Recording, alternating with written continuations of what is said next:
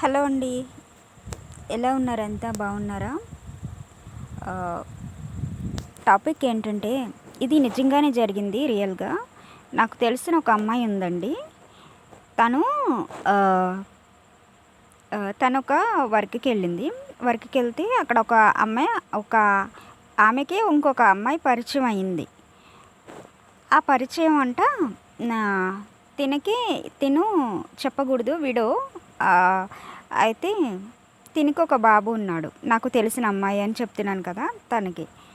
అయితే ఆ అమ్మాయి పరిచయమైన అమ్మాయి అందంట, "మా బాబాయ్ ఉన్నాడు చేసుకుంటావా?" అందంట. అంటే ఓకే. ఎట్లా ఉంటాడు అంటే ప్రొఫైల్ చూపించిందంట. ఓకే చేసుకుంటాను అన్నాడంట. ఓకే అయిపోయింది అదంతా. అయిన తర్వాత హ్మ్, వాళ్ళకి పరిచయం అయ్యి 4 ఇయర్స్ అవుతుంది.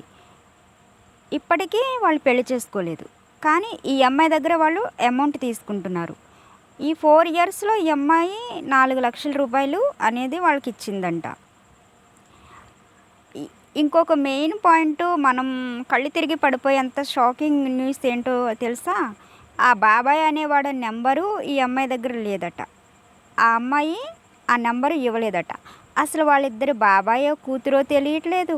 ఈ అమ్మాయి ఫ్రాడ్ చేస్తుందో తినని తెలియట్లేదు. కానీ తినేమో డబ్బులిస్తుంది. నాకు తెలిసిన మనిషి కదా అని నేను చెప్పాను, "ఎందుకు నువ్వు డబ్బులిస్తున్నావు? నువ్వు ఇష్టం అంటే 4 సంవత్సరాలు బట్టి పెళ్లి చేసుకోవాలి కదా నిన్ను. పెళ్లి చేసుకోలేదు అంటే ఏంటి అర్థం?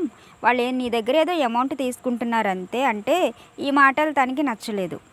అదండి సంగతి. మీరే చెప్పండి.